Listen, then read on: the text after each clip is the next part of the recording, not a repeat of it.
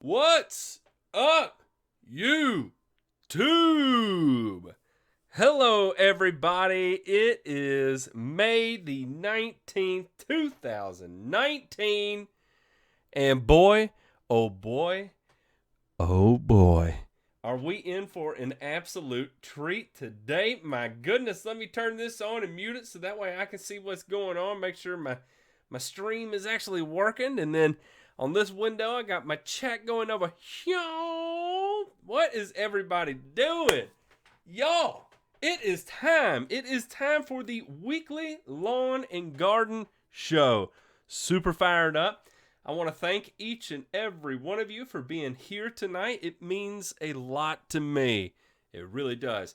In fact, I look forward to this all week. There's lots of things that I can say that I do day in and day out that make me a little bit nervous, but this is one of them that I thoroughly enjoy.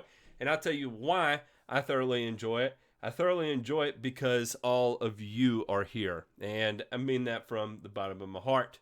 There's lots of things in my life I never would have been able to accomplish without YouTube. And so here it is. And yes, I did get a haircut. You can, big shout out to my wife, Miss Asami, for taking care of my hair and keeping me not looking like I live on the streets, which I get quite often that actually I do look a little bit like I live on the streets. All right, everybody. That's going to be it pretty much for the opener line here. I can't really think of anything else I need to get out there. So we're going to move on to the next segment of the show called the Roll Call.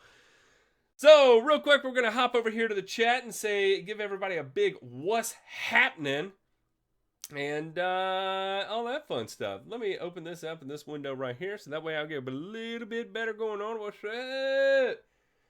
Somebody, see if we got anybody tuning in here. We got some people starting to jump in. On this stream, so I'm going to hop on over here and see. But look, the original first we had was John Pinkerton. This is about 30 minutes prior to the show. We had a first from who is the one John Pinkerton. And for those of you that don't know John Pinkerton, let me tell you a little bit about John Pinkerton. I'm throwing a link out in the chat. If you ever need to say sorry, you could do it with that one cupcake place. If you ever need to say thank you, you can do it with that one cupcake place. If you ever need to tell your significant other, baby, I love you, you could do that with that one cupcake place. Everybody go show some love to that one cupcake place. And John Pinkerton and his lovely wife, Teresa, they're the two most amazing people on earth. Show some local support over there to Hiawatha, Iowa. Now let's continue with the roll call here. I'm sorry, I'm clicking all over the place tonight. I got two screens going and I'm just clicking all over. Woo! Telly Coleman in here. Brian Jones can't make it. Hey, welcome back from the beautiful land of what is known as Scotland. I hope you had a really good time, you and your wife. I loved the pictures. I've never been to that part of Europe. I would love to go sometime. I would say it's a lot of fun. Let's see who we got. The lawn fix in here. That's what he's doing. He's scratching it. He's itching. I'm jonesing. I need my lawn fix. Here we are on Sunday night. If I sound terrible, I apologize in advance. I'm dealing with a sinus infection and I just can't shake it. It's been 7 days now and I still sound terrible. I don't feel great either.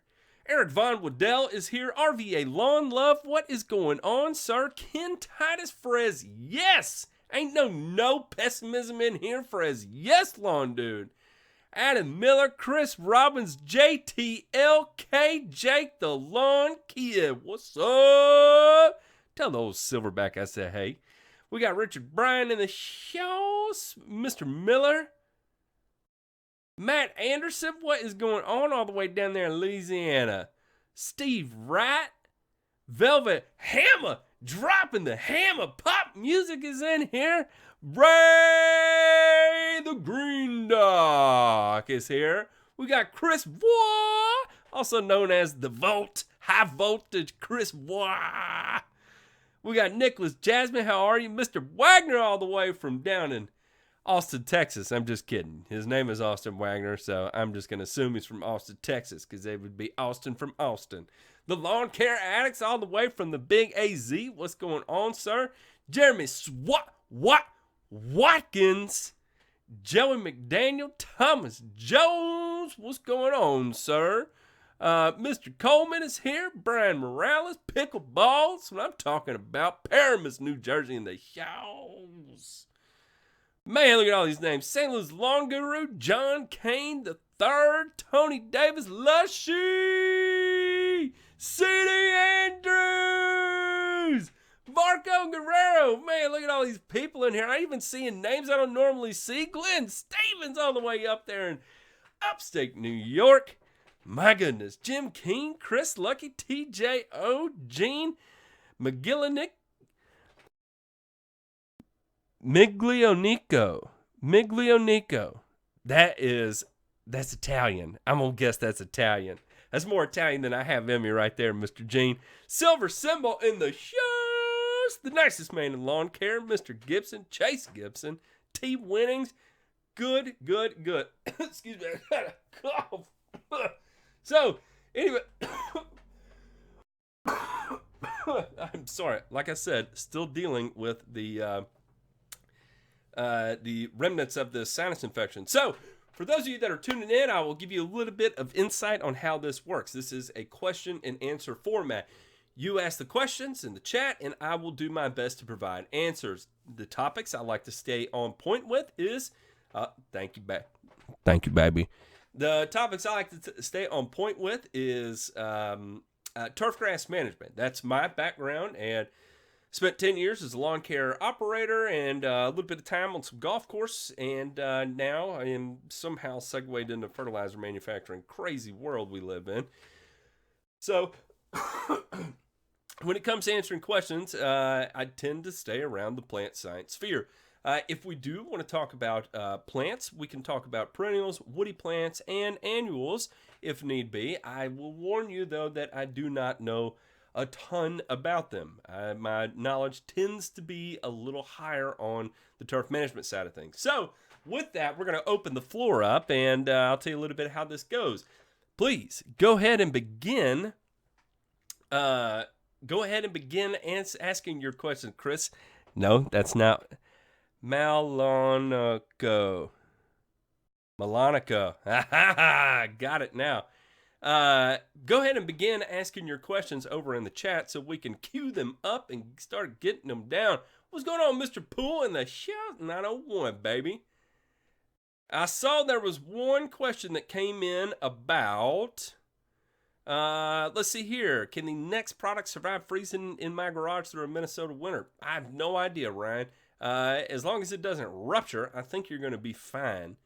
There's not really anything in that could be, it's not like a chemical that's going to degrade by separating.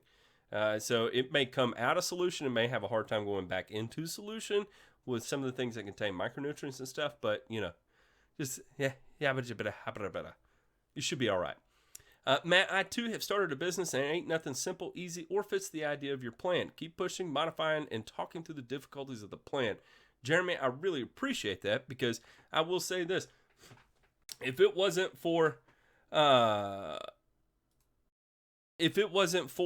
team we have, and specifically John Borden, I mean, and not even that, I mean, people from even the chat here, Chris Voix has been helping us an unbelievable amount. I mean, tons of people. G-Man has helped. Future Former Lawn Noob has been a big help.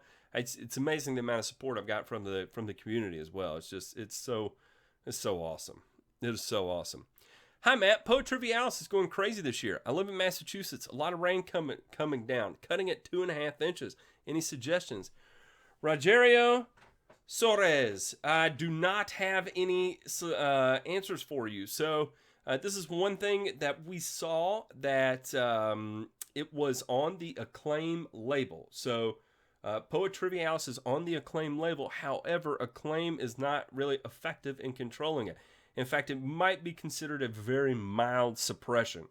So if you want to put something into a program, you may want to try Acclaim in combination with other kickers like Acclaim plus Tenacity plus sulfentrazone. May be like your best bet. May require multiple applications. I'm not telling you that's going to control the Poa trivialis, but what I am saying is that it's along that line of thinking that you're using 3 products that do ding it. Maybe the combination of the 3 of those will give you that kill that you're looking for. I don't know. That's a total experiment because there's nothing left on the market except Exonerate that is labeled to control Poa trivialis. And from what I understand and from my experience, Exonerate is not potent enough on its own to take it out by itself. Typically, you need an additional kicker like Quicksilver and something else. It needs more. Poa trivialis is extremely difficult to kill. So there you go. That's my answer. How about that for nice and easy? T-Winnings, I'm so glad the Bermuda is looking good. I'll go ahead and I'll get this out of the way. First, a big thank you to everybody that has chosen to use Carbon X as their fertilizer. To get to this point, it's just really shocking. We never intended to get here this quickly, I guess. It was, very last minute that we decided to scale up the size of the plant that we did. And so, to see everybody doing this is just, and using it is fantastic. And I really hope you're getting great results. I'm sure y'all have all seen Alan's video there, and that looked that looked great. And then the pro guys that have been using it for now have been getting tons of positive feedback there. So we're super excited, and I hope y'all are enjoying it just as much as we are.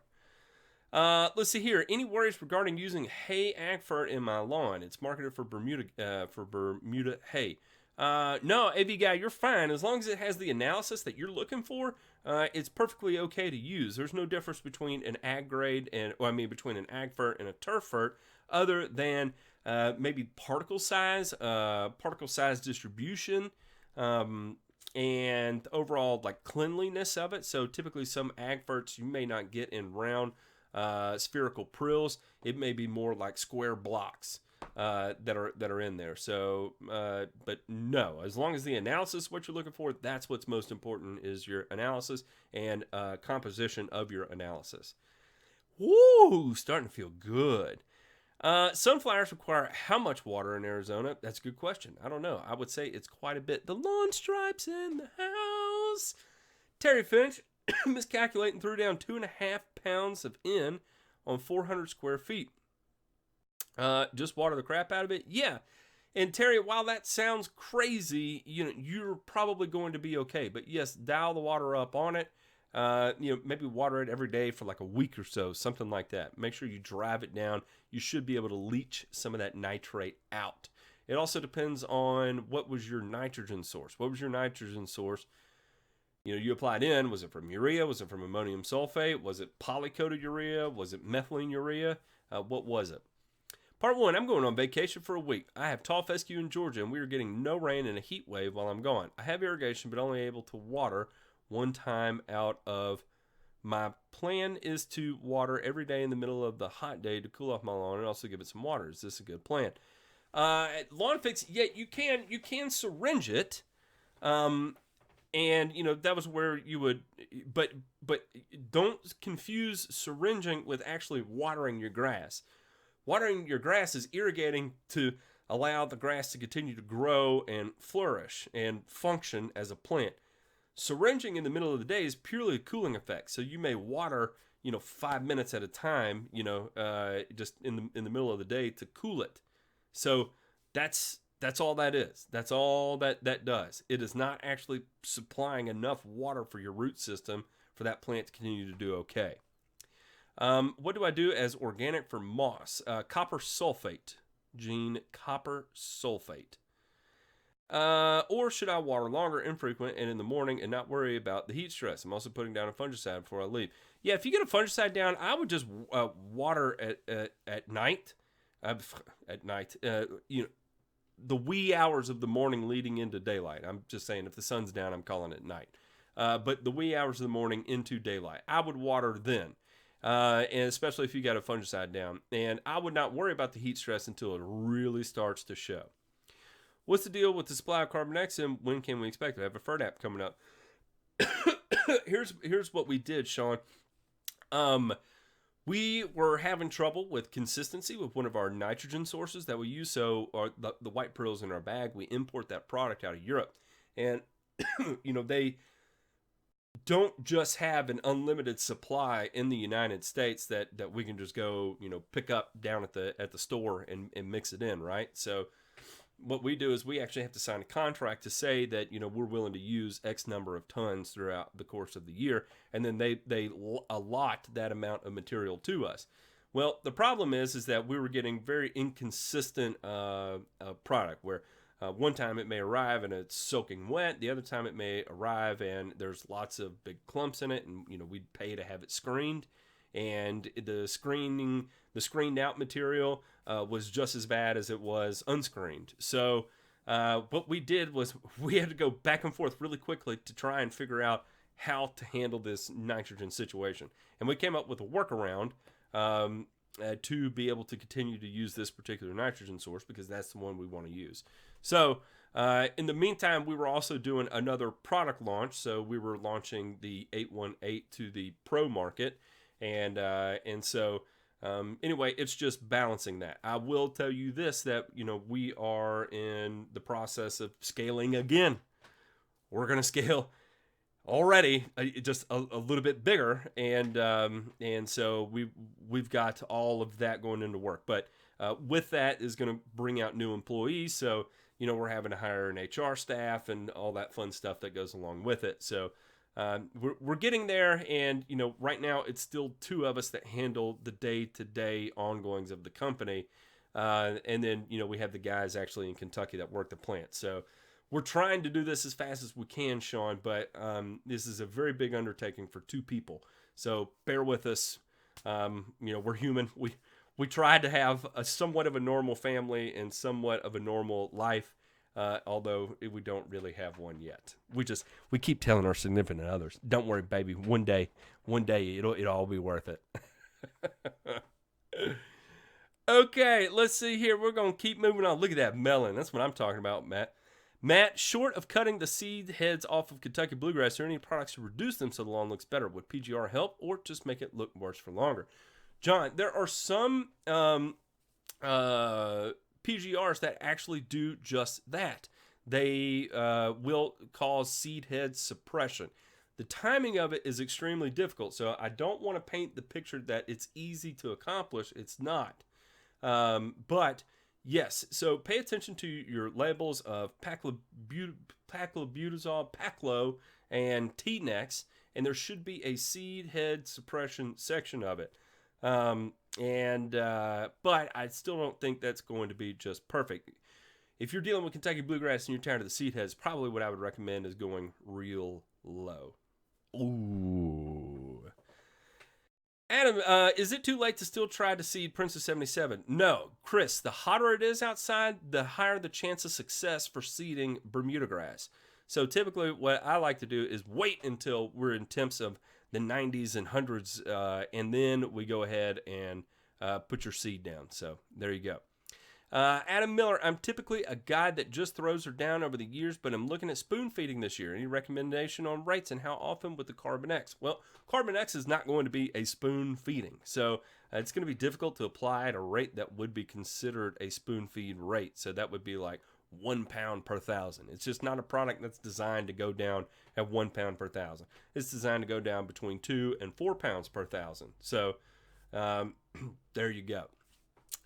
In terms of spoon feeding, typically you're going to want to apply like 0.1 pounds of N, maybe 0.2 pounds of N per application, and you would do that, weekly, bi-weekly, or monthly, depending on your rate and turf type. So kind of a vague general answer there, but remember, the whole key to spoon feeding is dialing your rates way low and dialing your frequency way up. Would Bermuda grass grow through an erosion mat? Yes, Jake. We back in a couple of years ago when I was on the lawn care side of things. Sorry, I tapped my mic. One thing we actually did was we would do erosion control with the coconut fiber lined mat. So like the C350 style matting, if you're used to that kind of erosion matting. And we would do fescue underneath because here in Knoxville it's primarily a fescue market. But one thing we began experimenting with was putting down fescue and Bermuda grass in it. And then just putting down fescue and then seeding Bermuda on top of it. And they were all successful. So I encourage you to use Bermuda grass with your erosion mats because it's self-repairing, where something that's a bunch type grass like tall fescue is not self-repairing. Even in the event you use a rhizomatous tall fescue, you will get rhizomatous action the first year. You're not going to get it the second year. My front yard's a living proof of that. I live in Connecticut. I'm trying to find a creeping fescue and bluegrass mix. I don't want any perennial ryegrass in the mix. Any specific suggestions on specific fescue I can use?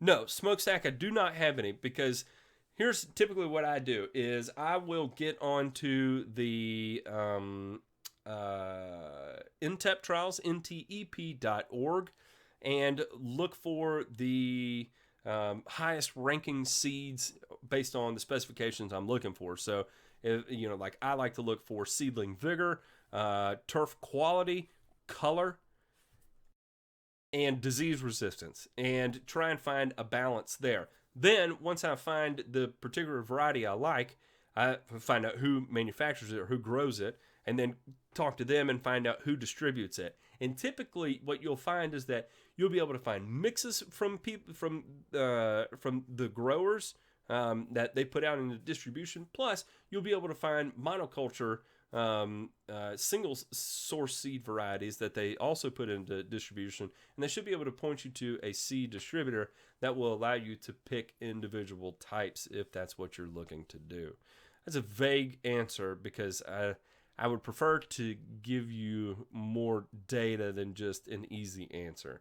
2 for 1. Any way to get zoysia out of fescue? What about zoysia out of Bermuda? For zoysia out of, I would use Pilex. There you go. Ah, look, Ray got in there. Ray said Pilex. Sure. Oh, yeah, I already answered that. Assam in the tsunami. Let's see. Come with a large lawn. My lawn is going nuts. Excellent, excellent, excellent. No hat. I know. I feel naked. Okay. We're getting enough about that. Chris Elms cameo for the win. That's what I'm saying. Silverback says hello. That's what I'm talking about. Tell him I said hey. What up? What's the best way to kill seed stealing ants from seedbed, or should I not worry? Barbecue Freak Show, I don't know. I'm not sure I've ever seen a seed stealing ant. And if you do have that issue, you could, the Ray says bifin. Yeah, you could do bifin. You could probably also do something like, what is it? 7 was going to be another one I would recommend. I don't know about diatomaceous earth. That may or may not work. I don't know. Man, I live in Minnesota. I put down my pre-emergent 416. Soil temps are still below 55 degrees, but I was seeing crabgrass mowing. What gives? Is that possible, or is there another weed similar? Just know, you did not see crabgrass then. It would be another similar weed. In fact, at 55 degrees, the size of the crabgrass would be so minute, it would be almost impossible to see. It would be a seedling that would be about yay tall, and it would take a very trained eye to see that it was actually a monocot that was coming out of the ground. So it's probably another weed similar, and if you're mowing and seeing it, then it's going to be a cool season weed, whereas crabgrass is a warm season weed. It's going to be hard to say. Hair on fleet, that's what I'm saying. Will tenacity work as a pre-emergent for Poa annua? Probably not well, J Fireball. I would say it would do okay, but it wouldn't be great. Look, serious Poa Triv in Connecticut. Woof.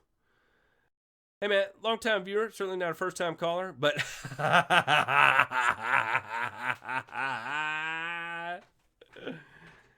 Justin, man, if you're going to be here in Knoxville, I will tell you, we do not have any here in Knoxville right now. Literally everything that comes out of our machine, as soon as it hits the floor, it's out the door. We have no inventory just sitting anywhere. Spray inside before outside. Oh, we're talking about how to use Biofin and stuff. There you go. Matt, virtual HR is a dream come true. Yep, we may go that route, Chairman. I don't know.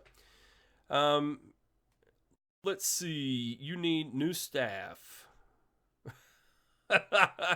It would be a pretty cool opportunity for someone to be able to join Carbon Earth.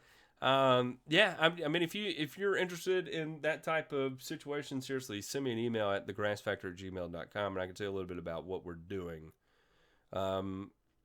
Getting hot in South Florida. What is a good height for cutting St. Augustine? Brian Morales, tall, baby.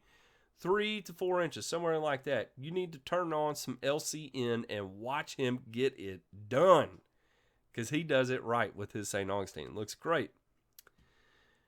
Is it counterproductive to use Carbon X and T-Nex? No, that is actually a great way to use it. Carbon X and T-Nex would be a great combination application. Dr. Lee Butler from NC State says the pics of the leaf spot I sent you is only saprophytic fungi. You agree, but today I see white cotton-like spores on the lawn. Does this change anything? I don't know. I will have to go back and look at those pictures, Paul. I cannot remember them off the top of my head. What is going on, Trent? Hey, man, tell the little one I said, hey, I'm sure it just won't mean a whole lot with with the newborn in your lap, but best wishes to you and your lovely wife for bringing another beautiful little child into the world. That's what I'm talking about, Trent. Congratulations, man. Matt, would you say it's okay to put Carbon X down alongside RGS Humic 12 at the same time, or should it be spaced out for zoysia? No, you can definitely put all those down at the same time. No problem. No problem there at all. What's up, bro? Just got in from working, just checking in. I'm going to have to watch later. PPC, you get your rest on, and then you can tune in later. Matt, what's the deal with your RTF? Not getting a little bit of spread promised anymore? I overseeded with some last fall. Matt, here's the deal. The first year, yeah, absolutely. It was flawless. Did great. Just fantastic. And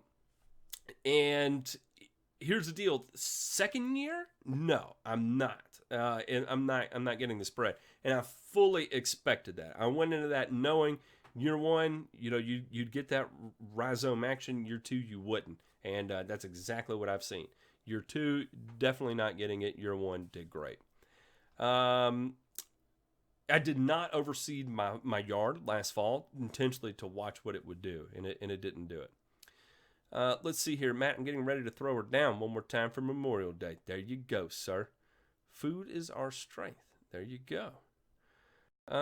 Touch back on the RTF fescue in the front yard as only spreading the first year. There you go, Steve Darcy. That's it. Hi, Matt. I'm going to put down 1004 organic before Memorial Day. Can I also put down some liquid iron with it? Yes, you can, El Chapo. No problem there. I have that. I don't know, Gene. Well, good luck to you. Matt, if I overseeded Bermuda with rye in the fall, can I just mow it out in the spring? I had to cut it 1.75 inches, or do I need to spray it out with an herbicide? Jim, in my opinion and in my experience, this isn't everybody's experience, but this is my experience, I have to spray out the rye. 1, do not use annual rye, use perennial rye. 2, spray it out in the spring. I've tried to mow it out, but you got to remember, perennial rye can take heights as low as a half inch or even lower gracefully. So for instance, on the football fields and baseball fields and stuff, we would mow that at a half inch year round. There's times there's perennial rye down. There's times there's not perennial rye down. They tried to burn it out with urea by applying a full pound of N every week to burn it out. And it did not burn it out. It burned out about 60% of it. And that remaining 40% could just tolerate anything you could throw at it. except when I threw Monument at it. Threw Monument at it, it smoked it out, and then we could start growing back in the Bermuda grass. So, in my opinion, you always have to spray it out. Man, I'm going out with round 2, thinking 3-way with chloroac at a full rate with MSO. Should I use max rate of the 3-way or dial it back a bit? P.S. Where's my Bud Light? Let's see, I do not have your Bud Light. It's in the mail. If you're going 3-way with quinclorac, yes, I would dial your 3-way rate back. So I would probably bring that back to about 1 ounce per 1,000, maybe 1.1 ounces per 1,000, somewhere in there. Monitor your progress. If you need to take it up, take it up. If not, don't. Matt, I see many people pushing grub prevention. I have ripped out several hundred square feet of grass for landscaping beds and can count the number of grubs on one hand. Would prevention do anything? Maybe, probably not. If you don't have the vegetation there to begin with, then you're probably not going to be dealing with the populations yet. So it's one of those things where, do you start doing preventative now in anticipation for what could potentially come, or do you let it go for the next couple of years and monitor and see if you ever notice anything like increased pressure from Japanese beetles or May beetles or June bugs?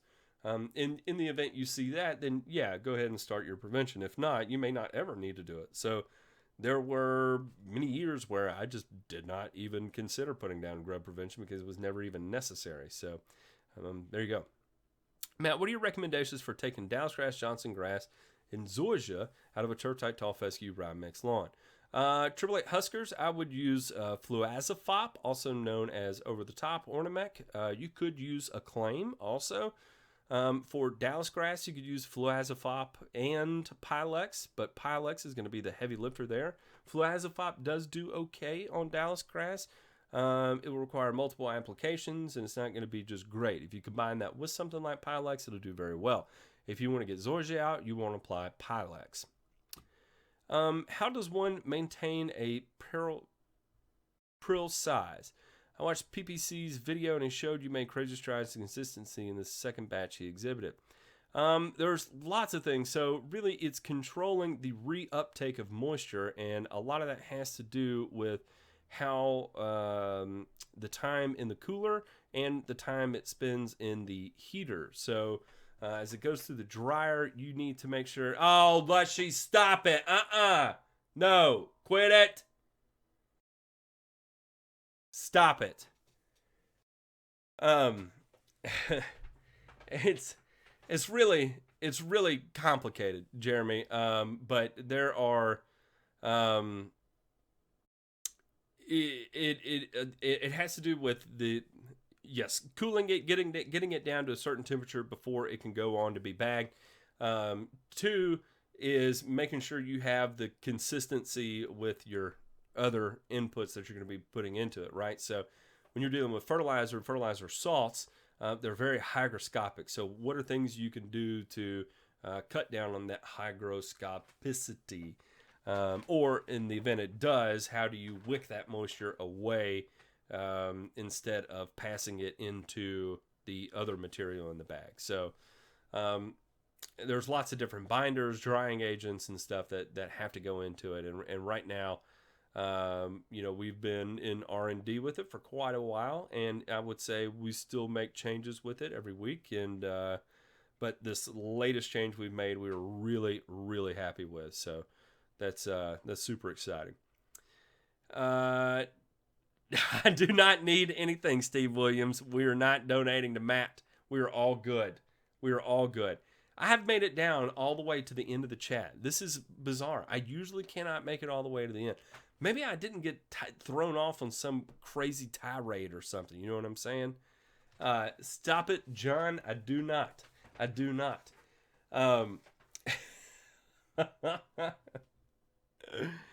It's getting hot in here. It is so hot. Just for that, I'm gonna go ahead and take a big swig of my blue water here. This is a disgusting sugar-free vitamin mix or something. What's going on, Future Former? How are you, good sir? We were just talking about you earlier in the day. Glad you're here. Bert, we are probably not going to go public with it for a long time because there's a lot to going public, and I will say that we do not have what it takes to get there. I lost the mixing for Roundup 73% for lawn and vegetation killer. Is it like 3.5 ounces per gallon? Less than 3? You could probably just Google that, Gene. I would say it is pretty easy to look up here.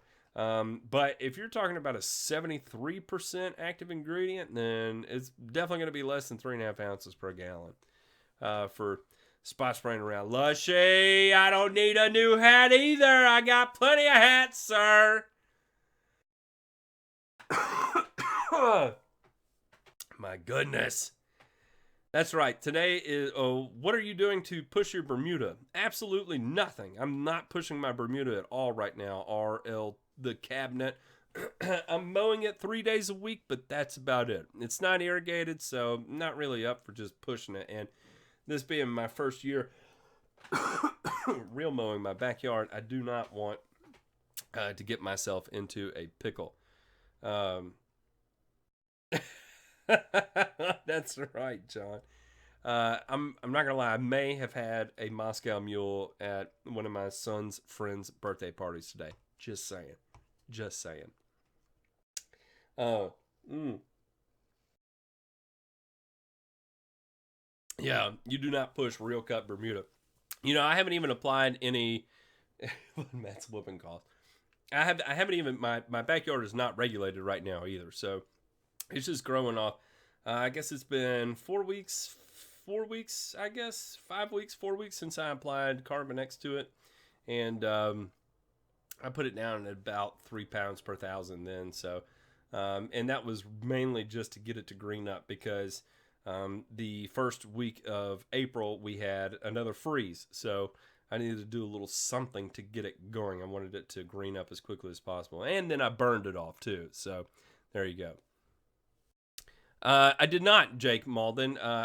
Yes, I do think Princess 77 would grow through an erosion mat. I talked about growing Bermuda through an erosion mat. You'll have to go back and listen to it. But just to kind of recap that, when we used to do erosion control, if you've ever heard of the C350 erosion matting, that's the one that has the coconut fibers intertwined with it. We experimented with multiple different turf types going through it, and we had good success with Bermuda grass going underneath and also on top of the erosion mat, assuming you could get it worked in or watered in.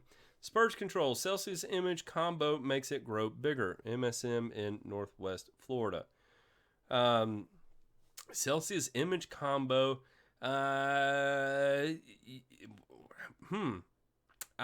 You could throw some Speed Zone Southern in there. That would do good.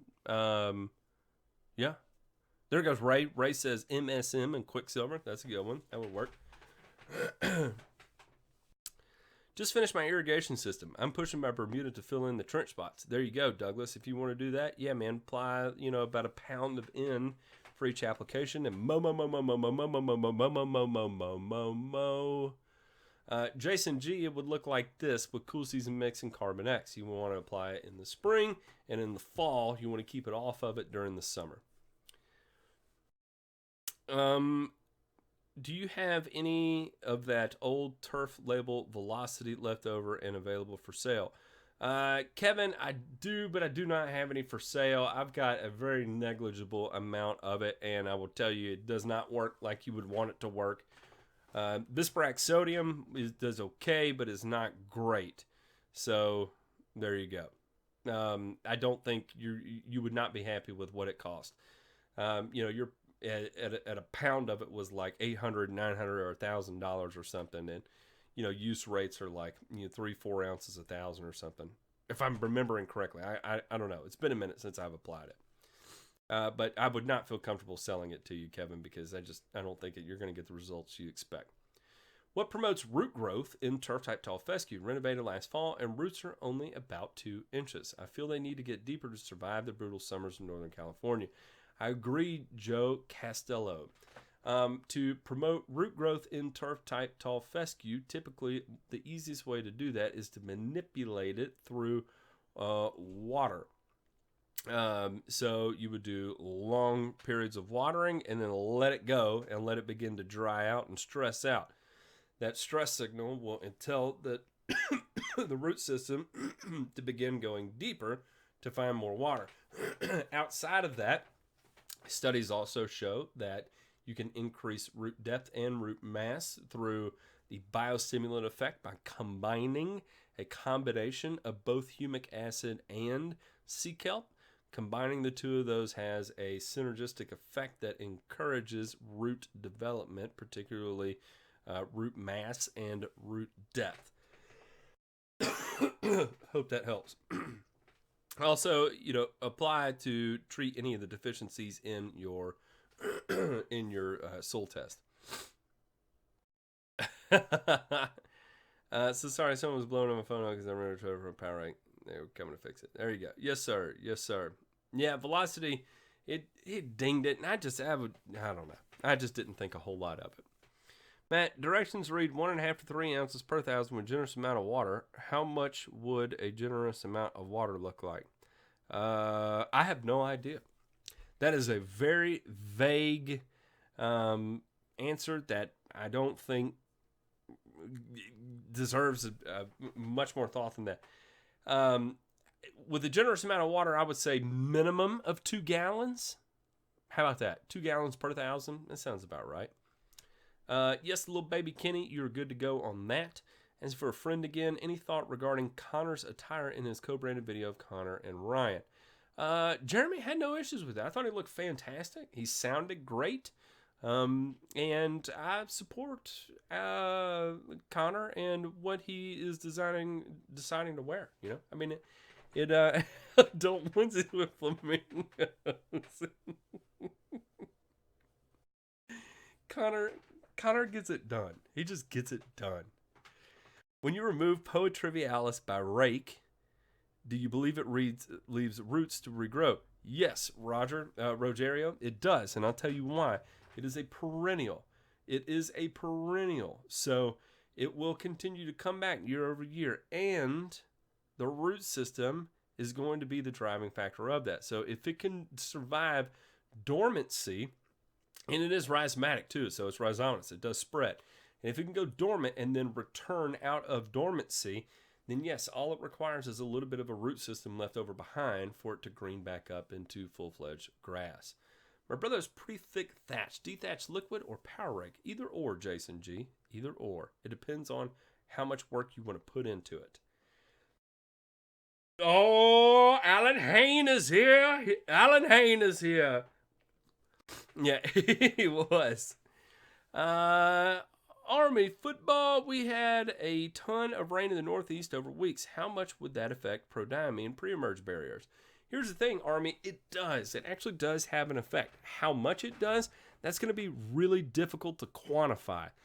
Trying to put a number on that would really be next to impossible because there's not a whole lot of just repeatable data that shows exactly how much water is required to begin neutralizing or leaching or pushing your pre-emergent barrier too deep. So I don't know what the exact answer is, but it does have an effect, and whether that means it will have an effect to the point of causing issues with breakthrough, I don't know. I've had very, very, very wet springs before with no real issue of breakthrough, but if we had wet winters after a fall application to prevent Poa annua, I have seen that just absolutely wreak havoc on pre-emergent barriers. That's back in the when prodiamine used to work somewhat on prodiamine.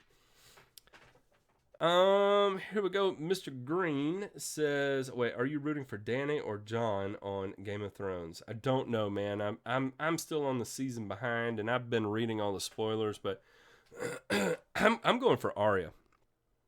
You got to, right? Does Connor feed pajamas with flamingos on them? What's the difference between a Mazzoquin, a Mazzopier, and a Mazzopick? There's a lot, but pop music, what they do have in common is the imidazolinone chain. And that imidazolinone chain is what is the main driver in those different formulations. So whether it's a quin, a peer, or a pick, That is what the driver is. There's also an imazosulfuron, which would be a sulfonylurea. And again, it's that imidazolinone chain that gives it its spectrum of control. So that would tell you the types of weeds that it affects, kinda, and then the rest of it would tell you how long or how it would actually work by attacking those weeds. So sites of action, modes of action type deal. And also the length of time it would live in the soil. So lots of differences there between those three. They do three extremely different things. Two-parter. First, I just scalped my common Bermuda in order to go lower, 1 inch to 1/2 inch. Anything I should do or apply after scalp? Second, what did you apply after scalping your head?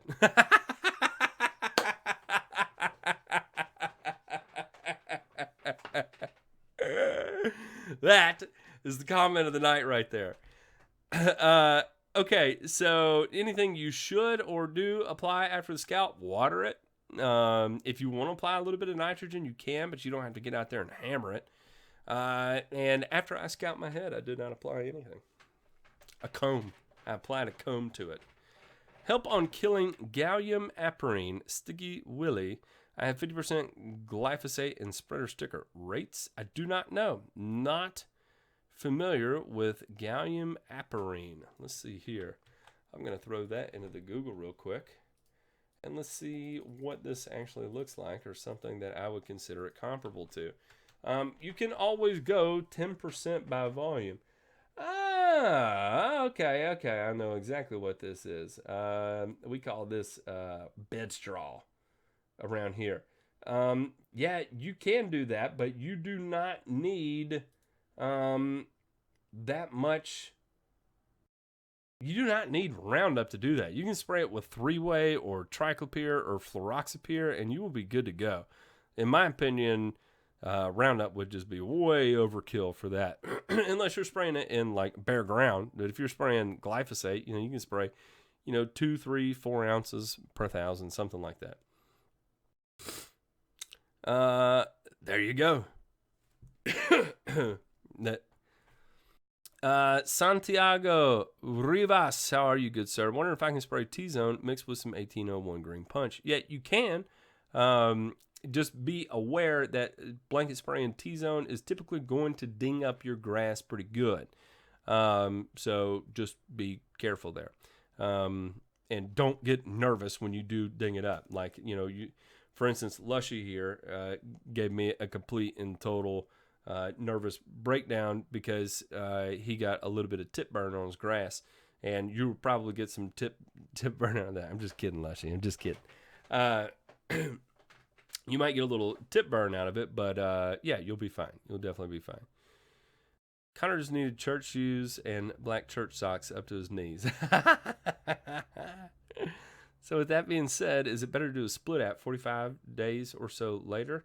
Yeah, it could be. Typically I would do split apps either 30, 45, sometimes it would stretch into 60 days apart, and I never had problems with breakthrough. Let's see here. Are you going to come back to Iowa and mow Ryan's yard? John, I might need to do that. Ned Gallick, I don't know what happened at 7:39 at minute 7 and 39 seconds. I do not know. If you asked a question I missed it, I apologize. Feel free to ask again. I have some consistent wet spots in my lawn that doesn't dry up and had a lot of nutsedge breakthrough, but nowhere else in the lawn. Is this a coincidence, or does nutsedge prefer very wet soil? Douglas, that's right. It does prefer very wet soil. And in fact, like in rain gardens, carrot species are often planted because they just tolerate the wetness of it well. So, yeah, there you go. It does. It is not a coincidence. Nutsedge does prefer very wet soil. Got the glyphosate cheap. Yep, there you go. You'd be good to go. I was going to ask if it was an issue on college. I do not know what that is. I don't know what you're saying, John. I missed it, John. I missed the previous question there. Had a lot of... I just read Alan's comment. That is funny. All right, man. Wow, look at this. Twice I have caught up to the end of the chat in one show. This is so bizarre. I tell you what I'm going to go ahead and do here, though. Lushy was my shoulder cry. I had to give a brown bag to breathe. All right, so here's what we're going to do. If anybody is ever looking, I'll tell you right here where we are. I'm usually hiding out in Stonehenge, but you can find me at thelawndiscord.com. thelawndiscord.com. If you hop in there, we have a little Discord where we have fun. It's a ton of fun. And when I'm not doing something excessive, then I'm usually hiding out in thelawndiscord.com. Post the link there. You can also email me at thegrassfactor@gmail.com. I will warn you that for whatever reason, the volume of emails I've been getting right now has been overwhelming. I'm getting somewhere around like 120 a day on it. So if I haven't replied to your email, I will get there, but it's going to take me a little bit of time. You can find me on Instagram at The Grass Factor. You can also find me on the Lawn Forum.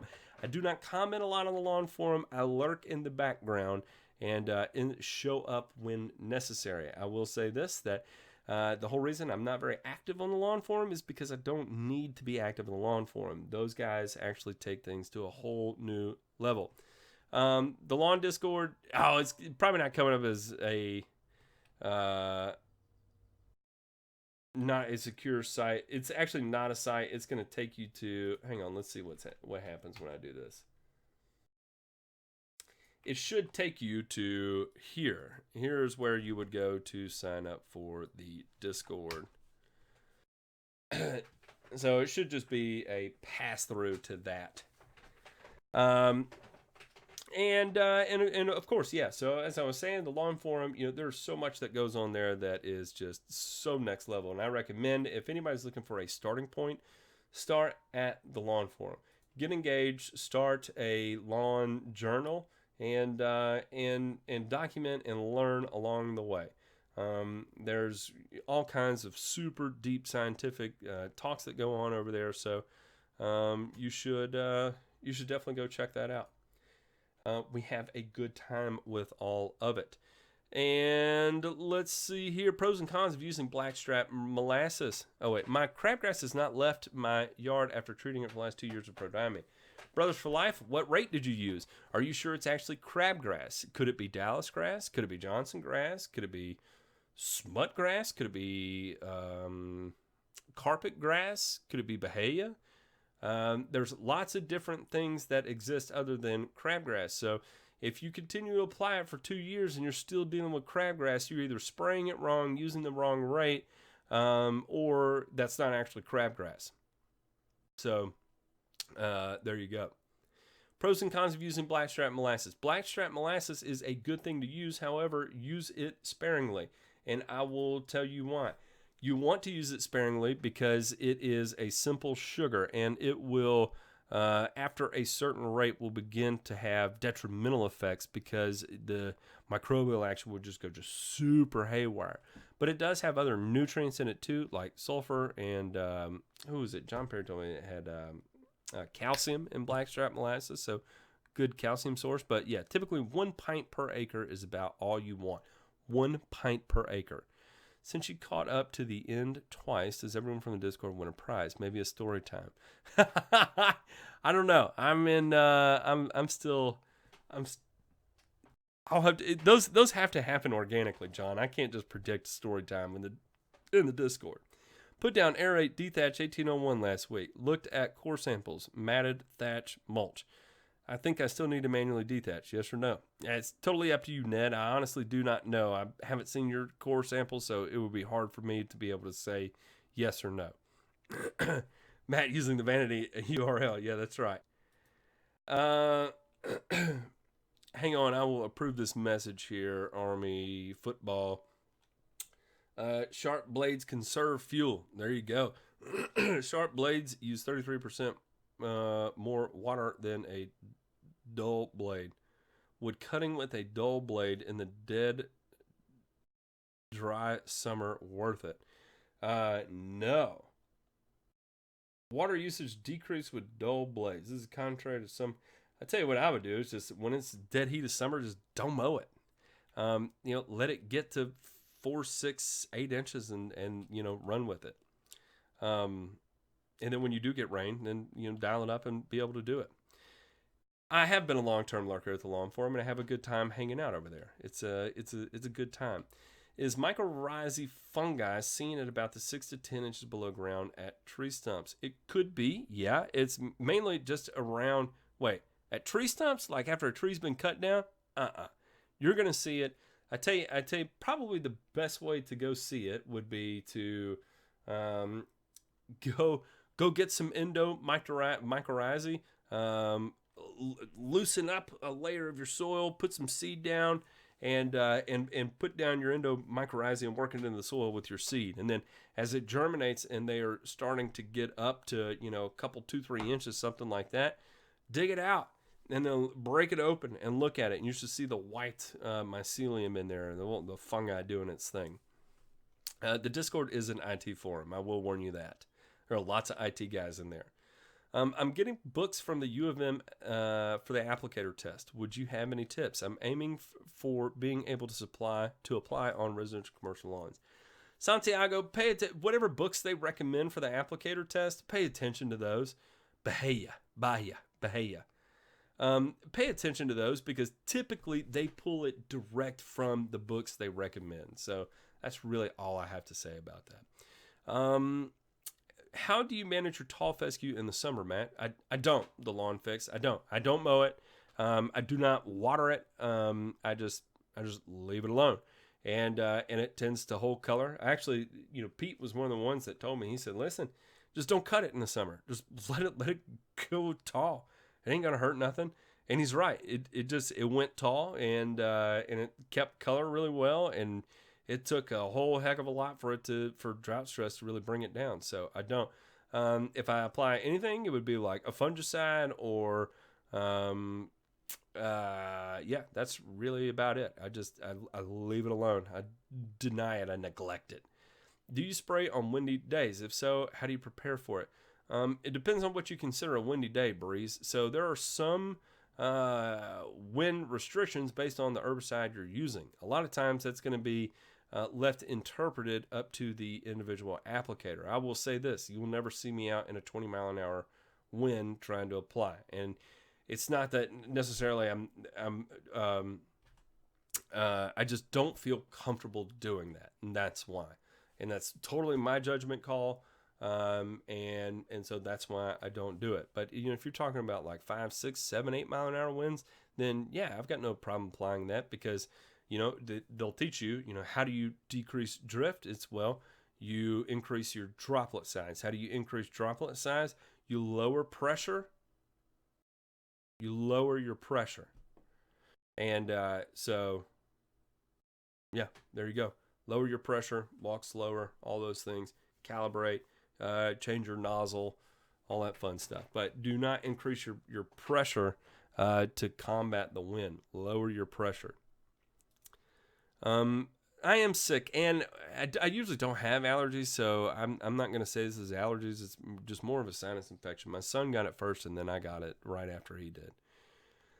Matt, what would you say is the maximum amount of nitrogen for the season for turf-type tall fescue? That's a loaded question. I'm not big into maximums or minimums or any of that fun stuff. I feed it until it seems like it has plenty of food.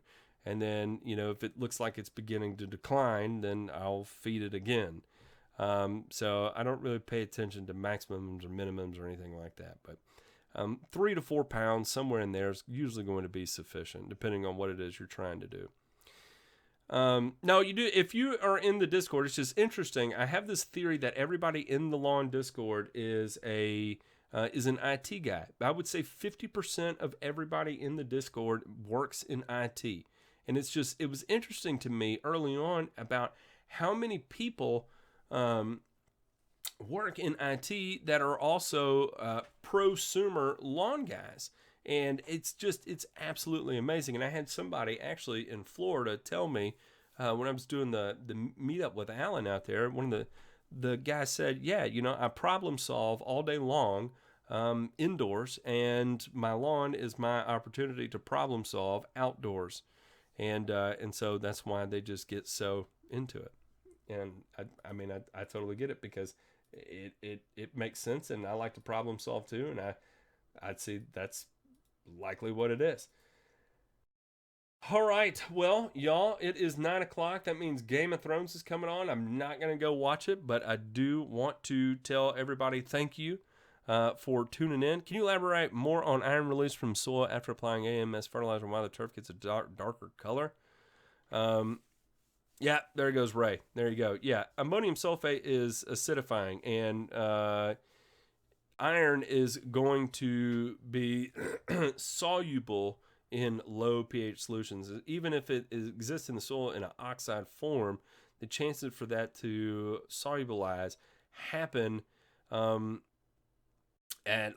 low pH solutions. So ammonium sulfate is going to drop the pH to 5.5 in solution, which can allow for release or uptake of that iron, because it is able to solubilize and therefore the plant can take it up. So anyway, everybody, thank you for tuning in. Everybody enjoy Game of Thrones if that's what you're going to do, and we will be back next week, same place, same everything. And if you missed it before, come hang out with us in the Discord. All right, everybody, I appreciate you tuning in. Thank you so much. Y'all have a good one. Take it easy.